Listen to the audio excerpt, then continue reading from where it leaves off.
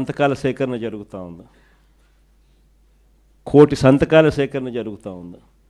Student వింగ్స్ను, youth వింగ్స్ను ఏకంగా గ్రామ స్థాయిలోకి తీసుకొని పోయే కార్యక్రమం చేయడానికి YSR Congress party initiation already start అయింది.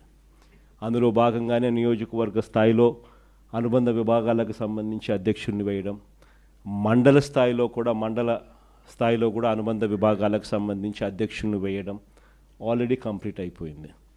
మండల స్థాయి నుంచి ఇంకా గ్రామ స్థాయిలోకి పోయే కార్యక్రమానికి ఇప్పుడు అడుగులు పడుతూ ఉన్నాయి. గ్రామ స్థాయిలో కూడా స్టూడెంట్ అనుబంధ విభాగం రావాలి, యూత్ అనుబంధ విభాగం రావాలి.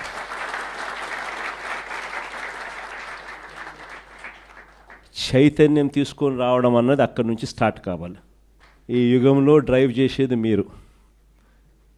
మీ చేతుల్లోనే భవిష్యత్తు ఉంది. మీరు ఎలా డిసైడ్ చేస్తే ఆ గవర్నమెంట్ వస్తుంది.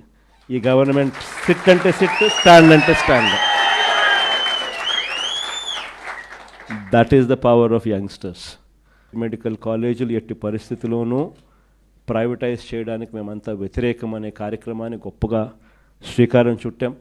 ప్రతి గ్రామంలోనూ రచ్చబండ అనే కార్యక్రమాన్ని లాంచ్ చేసి మీరు కూడా ఇన్వాల్వ్ అయ్యి, మీరు ఇన్వాల్వ్ కావడమే కాకుండా ఇంకా న్యూట్రల్స్, ఇంకా లైక్ మైండెడ్ పీపుల్ను, ఇంకా మిగతా వాళ్ళందరినీ కూడా మనం అందరినీ కూడా కలుపుకొని పోయే కార్యక్రమాలు కూడా చేస్తూ, అందరినీ కూడా ఈ స్ట్రీమ్ ఆఫ్ థింకింగ్ లేకి ఎక్స్ప్లెయిన్ చేస్తూ, వీళ్ళందరినీ కూడా మమేకం చేస్తూ ఈ కార్యక్రమం జరిగించాలి.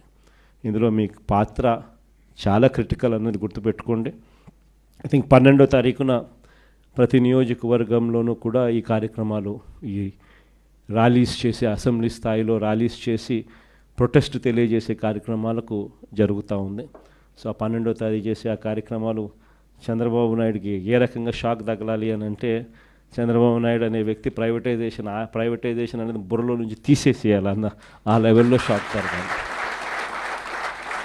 ఐ థింక్ డిసెంబర్ నాటికల్లా ఫీజు రీయింబర్స్మెంట్ మీద కూడా ఐ థింక్ చంద్రబాబు నాయుడుకి సఫిషియెంట్ టైం ఇచ్చినట్టుంటుంది. దాని తర్వాత దాని మీద కూడా గేరు మార్చి చంద్రబాబు నాయుడు మెడల్ వంచే కార్యక్రమం కూడా అక్కడ కూడా మొదలుపెట్టే కార్యక్రమం